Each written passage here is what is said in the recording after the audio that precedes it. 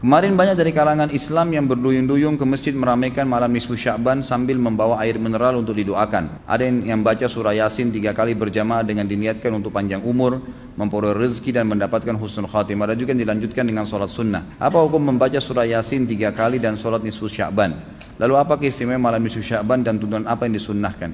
Ini banyak muslimin memang yang menyalahgunakan dalil-dalil. Jadi mereka tidak memilah mana dalil yang sahih dan mana dalil yang lemah, apalagi hadis-hadis yang palsu. Hadis yang menjelaskan tentang masalah adanya solat di nisfu Sya'ban, solat secara khusus namanya solat nisfu Sya'ban itu tidak ada. Hadisnya palsu, maudhu itu. Yang ada memang adalah fadilah mengerjakan solat malam di nisfu Sya'ban, solat tahajudnya. Solat tahajud seperti biasa, tapi khusus malam nisfu Sya'ban punya fadilah. Karena disebutkan dalam sebuah riwayat yang sahih bahwasanya Aisyah radhiyallahu anha pernah mendapatkan giliran nginapnya Nabi SAW di rumahnya. Terbangun tengah malam, dia melihat Nabi SAW tidak ada di sebelahnya. Maka Aisyah radhiyallahu anha terbawa rasa cemburu. Dia memakai bajunya kemudian mengelilingi rumah-rumah Nabi yang lain. Ya, istri Nabi yang lain takut Nabi ada di sana gitu. Diketukin satu-satu ternyata nggak ada. Lalu Aisyah tergopoh-gopoh pergi ke masjid mendapatkan Nabi SAW sedang sholat. Begitu Nabi SAW lihat Aisyah lagi ngos-ngosan jalan gitu kan, kena buru-buru. Kata Nabi SAW, wahai Aisyah, kau cemburu lagi? Ini adalah malam nisfu Sya'ban. Artinya saya sholat malam ini karena ini adalah nisfu Sya'ban. Ini hadis yang sahih, gitu kan? Dan memang dianjurkan oleh para ulama, mereka mendirikan sholat malam di malam nisfu Sya'ban itu sholat tahajudnya. Tidak ada malam khusus, tidak ada sholat khusus namanya malam nisfu Sya'ban.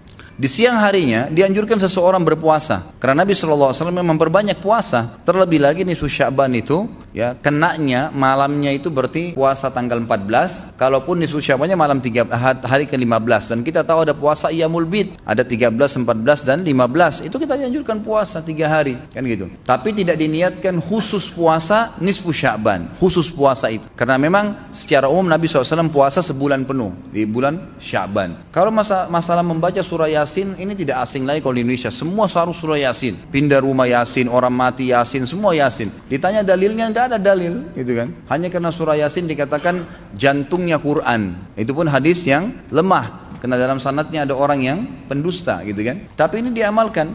Kalau kita mau mengaku pengikut Nabi Muhammad SAW yang murni, maka tidak mengamalkan apa yang tidak dicontohkan oleh Nabi SAW. Apalagi membawa air, kemudian secara khusus dibacakan atau dihidupkan dengan surah Yasin, belum pernah ada contoh. Belum pernah ada contoh. Allahu a'lam. Saya tidak menyalahkan ya. Yang mau kerjakan itu silahkan. Itu hak dia. Tapi saya pribadi menyarankan, apalagi jemaah yang ikut dengan pengajian saya atau yang mendengarkan ceramah kita, murnikan ibadah kembali kepada Nabi SAW.